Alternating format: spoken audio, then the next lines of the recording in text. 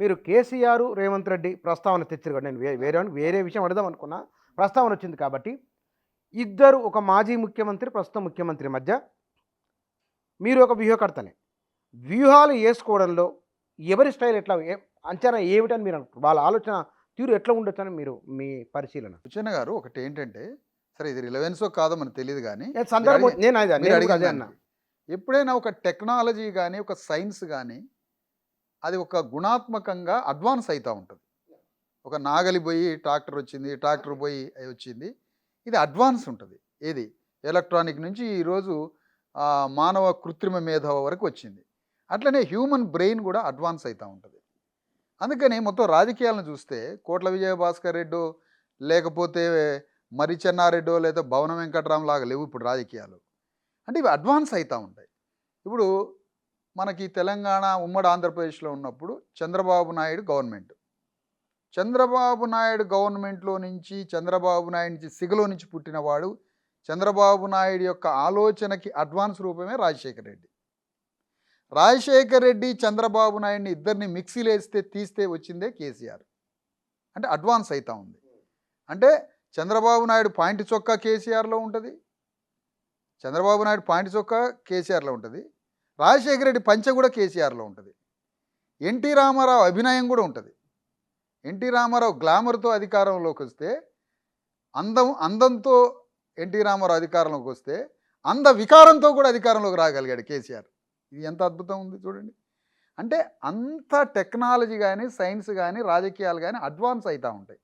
అప్పటిదాకా జరిగిన రాజకీయాలకి అడ్వాన్స్ ఒక ఇందిరాగాంధీ, ఒక ఎన్టీ రామారావు, ఒక జయప్రకాష్ నారాయణ, అందరూ రాజకీయ నాయకులు, ఆల్ పొలిటీషియన్సు, రాజకీయ నాయకులు అందరినీ కలిపి మిక్సీలో వేసి బజ్జన మిక్సీ వేసి నొక్కితే అందులో నుంచి వచ్చిన బహురూపే కేసీఆర్. అందులో నుంచి వచ్చిన బహురూపే కేసీఆర్. ఇన్ని పోలికలు. అందుకనే కేసీఆర్కి అనేక రకాల రూపాలు, అనేక రకాల అస్తిత్వాలు, అనేక రకాల గుణాలు ఉంటాయి కేసీఆర్లో. అందుకనే ఇది ఫలానా అని డిఫైన్ చేయకుండా, ఇతను ఫలానా అని నిర్వచనానికి దొరకకుండా ఉండడమే కేసీఆర్ యొక్క ఒక లక్షణం. అయితే ఈ కేసీఆర్ని అణువణువున అనుక్షణం, కేసీఆర్ అనే శరీరంలో 7 లక్షల కోట్ల కణాలు ఉంటాయి కదా, అతని బ్రెయిన్ కానీ శరీరం, ఆ 7 లక్షల కోట్ల కణాలని అధ్యయనం చేసిన వాడే రేవంత్ రెడ్డి. కాబట్టి ఇప్పుడు కేసీఆర్ అనేటువంటి ఈ పొలిటికల్ సైన్స్ని అడ్వాన్స్ రూపమే రేవంత్ రెడ్డి. అంటే ఆటోమేటిక్గా ఇక్కడ కేసీఆర్ అనే దానికి, కేసీఆర్ పొలిటికల్ బ్రెయిన్కి అదే కేసీఆరే అడ్వాన్స్ రూపంలో రేవంతుడిగా మారాడు. కేసీఆర్ అయిపోయిందా కాదు, కేసీఆర్ని కాలం విదిలించుకుంది. కేసీఆర్ని కాలం విదిలించుకొని కేసీఆర్లో నుంచి మరో రూపంలోకి వచ్చిన వాడే రేవంత్ రెడ్డి. అంటే కేసీఆర్ అయిపోయింది, కేసీఆర్ చాప్టర్ అయిపోయింది. కేసీఆర్లో నుంచి వచ్చిన మరో టెక్నాలజీ రేవంత్ రెడ్డి. ఇక్కడ అడ్వాన్స్ పెడతానా? అడ్వాన్స్ రేవంత్ రెడ్డి. అంటే కల్వకుంట్ల రేవంత్ రెడ్డి. ఇతను పేరు కల్వకుంట్ల రేవంత్ రెడ్డి. కాబట్టి ఇప్పుడు కేసీఆర్ యొక్క టెక్నాలజీ ఈ రూపంలోకి వచ్చేసింది రేవంత్ రెడ్డిగా. కాబట్టి ఇప్పుడు ఇక రేవంత్ రెడ్డి అనే ఒక వ్యక్తి కాదు, అతను తెలంగాణలో ఉన్న, తెలంగాణ నుంచి ప్రపంచవ్యాప్తంగా బయటికి పోయిన రెడ్డి ప్రపంచానికి ఆరాధ్య దైవమే రేవంత్ రెడ్డి.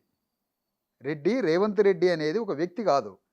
ప్రపంచంలో ఉన్న తెలంగాణ నుంచి ఎప్పుడు పోయారో తెలుసా? తెలంగాణ నుంచి అమెరికా రెడ్లు ఎప్పుడు పోయినారో తెలుసా? ఎన్టీ రామారావు అధికారం వచ్చినాక కమ్మోళ్ళు పోయినరు. నీకు మొత్తం న్యూయార్క్లో, వాషింగ్టన్లో, ఎన్ని ఏరియాలలో కమ్మోళ్ళు కనిపిస్తారు. కానీ రెడ్లు ఎప్పుడు పోయినారో తెలుసా? మహబూబాద్ నుంచి, వరంగల్ నుంచి, మహబూబ్ నగర్ నుంచి, నల్గొండ నుంచి, మిరుదొడ్డి, మెదక్ నుంచి రెడ్లు ఎప్పుడు పోయారో తెలుసా? 1960లో పోయి ఫ్యూడల్స్ అయినరు అమెరికాలో. అలాంటి రెడ్లు వాళ్ళందరికీ, ప్రపంచంలో ఉన్న రెడ్లకి ఈరోజు ఆరాధ్య దైవం రేవంత్ రెడ్డి. కాబట్టి రాక రెడ్లకి తెలంగాణలో అధికారం వచ్చింది. అంటే రెడ్డీసు మనది తెలంగాణ, మన తెలంగాణలో కేసీఆర్ ఏంటి అధికారం, కేసీఆర్ అనే వెలమాయన ఏంటి అధికారం. అసలు రెడ్లం మనం కదా ప్రతి ఊరికి. ఎట్లా కేసీఆర్ నుంచి రెడ్లు చేతిలోకి అధికారం తెచ్చుకోవాలి అనే ఒక తీవ్ర పోరాట రూపంలోకి వచ్చిందే రేవంత్ రెడ్డి యొక్క అంతర్లీనమైన, అది వెలమలకి రెడ్లకి జరిగిన ఒక మహా సంగ్రామం. రాచకొండలో పరిపాలించిన 400 ఏళ్ల క్రితం రాచకొండలో పరిపాలించిన వెలములట అప్పుడు రెడ్ల తలకాయలని కొట్టి పగలగొట్టి ఆ రెడ్ల తలకాయలలో అన్నం పెట్టుకొని తిన్నరట. బమ్మెరపోతన ఒక పుస్తకం రాసిండు, భోగిని దండకం అని. ఆ భోగిని దండకంలో రెడ్లకి వెలములకి తెలంగాణలో 100 సంవత్సరాల నుంచి పడదు అని ఉంది. ఎందుకు? రాచకొండ ఏరియాలో ఆ ప్రాంతంలో ఈ బీహార్ నుంచి వచ్చారో, ఒరిస్సా నుంచి వచ్చారో, ఎక్కడి నుంచి వచ్చారో తెలియదు, పద్మనాయక వెలములు. ఈ వెలములు 6 అడుగుల ఎత్తుతోటి మంచి గట్టిగా ఊర్ల మీద పడి కర్రలు గిర్రలు తీసుకొని దౌర్జన్యాలు దాడులు చేస్తుంటే వైష్ణవుడు పిలిచి, అరే మీరు కర్రల కత్తులు రాళ్ళు తీసుకొని తిరగొద్దు, మీకు ఒక సంకల్పం ఇచ్చి మిమ్మల్ని ఒక 5-6 ఊర్లకు రాజులుగా క్షత్రియులుగా మారుస్తా అని వాళ్ళకి ఒక క్షత్రియ హోదానిచ్చారు వైష్ణవ బ్రాహ్మణులు. మీరు వైష్ణవ మతాన్ని ప్రచారం చేయండి, వైష్ణవాన్ని ప్రచారం చేయండి, 10 ఊర్లకి 20 ఊర్లకి రాజులుగా అండి అని అట్లా నిలబడి కర్రలు కత్తులు పట్టుకొని తిరిగే ఆ వెలమ యువకుల్ని క్షత్రియ హోదా ఇచ్చేసరికి ఆ క్షత్రియ హోదాలో వాళ్ళు రాజులుగా మారినరు. ఆ రాజులు మారి వైష్ణవాన్ని ప్రచారం చేయడం మొదలుపెట్టారు. దాంట్లో ఇచ్చిన బహుమానమే నరసింహస్వామి దేవాలయానికి 1000 కోట్లతోటి కేసీఆర్ ఆ వైష్ణవ కృతజ్ఞత చెల్లించుకున్నాడు. అట్లా తెలంగాణలో ఈ వెలమలు తిరిగే రోజుల్లో గ్రామాలలో రెడ్లు ఉండేది. గ్రామాలకి ఈ రెడ్లకి వెలమలకి పడకపోయేది. ఇది ఒక పెద్ద 400-500 సంవత్సరాల కొట్లాట. ఈ కొట్లాట ఒక దశలో కాకతీయ సామ్రాజ్యంలో కూడా గోనగన్నారెడ్డికి వెలమదొరలకి అక్కడ పడలేదు.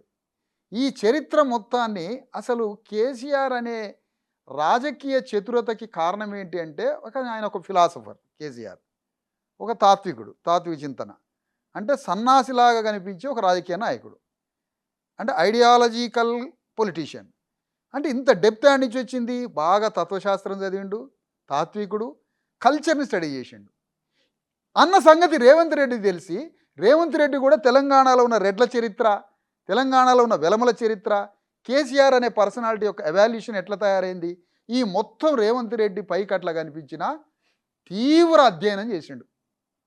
అంటే ఫిలసాఫికల్, కల్చరల్, రిలీజియన్ రూట్స్ ఉన్నవాడు పొలిటీషియన్గా రాణించగలడు అన్న సంగతి రేవంత్ రెడ్డి తెలుసుకొని, రేవంత్ రెడ్డి కూడా తన రెడ్ల పునాదిని, రెడ్ల తాత్వికతని, రెడ్ల చరిత్రని, రెడ్ల ఐడియాలజీని తెలుసుకొని ఈరోజు ప్రపంచ రెడ్లకి ఒక ఆరాధ్య దైవంగా మారి, చివరగా ఏంటంటే రేవంత్ రెడ్డి రెడ్లందరూ కలిసి మేధోపరమైన రెడ్లంతా, ఎందుకంటే రాజశేఖర్ రెడ్డి ఒక ఇంటలెక్చువల్ రెడ్డి, రేవంత్ రెడ్డి ఇంకా మేధో రెడ్డిగా మారాడు.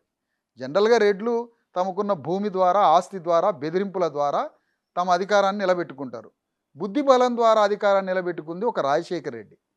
తర్వాత అంతకన్నా కొన్ని వేల రెట్ల టెక్నికల్, పొలిటికల్ బుద్ధి బలం ద్వారా రేవంత్ రెడ్డి వచ్చాడు తెలంగాణలో. ఇప్పుడు అగ్రకుల రెడ్లంతా ఏమని కూర్చొని మాట్లాడుతారంటే, రాక రెడ్డి అధికారం వచ్చింది, ఈ వచ్చిన రెడ్డి అధికారాన్ని మోడీ అండదండలతోటి కాపాడుకోవాలి. అది కాంగ్రెస్ రూపమా, అది మరో రూపమా, పార్టీ లేదు పాడు లేదు, వాళ్ళకి రెడ్డి రాజ్యాన్ని మోడీ ఆశీస్సులతో నిలుపుకోవాలి అన్న దాంట్లో వాళ్ళ పావులన్నీ కదుపు. కొత్త యాంగిల్ మీరు జోడిస్తున్నారు, కొత్త నరేషన్. అంటే మోడీ ఉంటారు ఏదో కొత్త నరేషన్ ఏంటి సార్, నాకు అర్థం ఇప్పుడు అది కాదు. మీరు అనేది ఏమిటంటే గత మీరు చాలా నేను వెరీ క్లియర్ చెప్పాలండి, ప్రమాదకరమైన ఈక్వేషన్ మీరు చాలా ప్రమాదకరమైన మన బీసీఎస్సీ ఎస్టీలు అనుకుంటారు. మనవాదం బీసీఎస్సీ ఎస్టీ వాదం మనం అనుకుంటాం. మీరు 1000 సంవత్సరాల చరిత్రను చెప్పి చివరికి మీరు అంటే నిన్న మొన్న జరుగుతున్న చర్చ ఎందుకు జరిగిందని జస్టిఫై చేస్తున్నారు మీరు. అదే ఎగ్జాక్ట్లీ. ఇప్పుడు చంద్రబాబు నాయుడు ఉన్నాడు, రాక కమ్మోళ్ళకి అధికారం వస్తే వాజ్పేయి బీజేపీ అండదండలతో కమ్మరాజ్యాన్ని కాపాడుకున్నారా లేదా? ఒకటే మాట. అప్పటిదాకా బద్ధ వ్యతిరేకులుగా ఉన్నటువంటి బీజేపీ, టీడీపీని రామోజీరావు అనేటువంటి రాజగురువు పిలిచి మన కమ్మలకు అధికారం రావాలంటే బీజేపీ అండదండలు ఉండాలని కలిపిడా లేదా? అలాంటి రాజగురువులు రేవంత్ రెడ్డికి కూడా ఉన్నారు. మన రెడ్డి రాజ్యం సుస్థిరంగా ఉండాలంటే మోడీ ఆశీస్సులు ఉండాలి.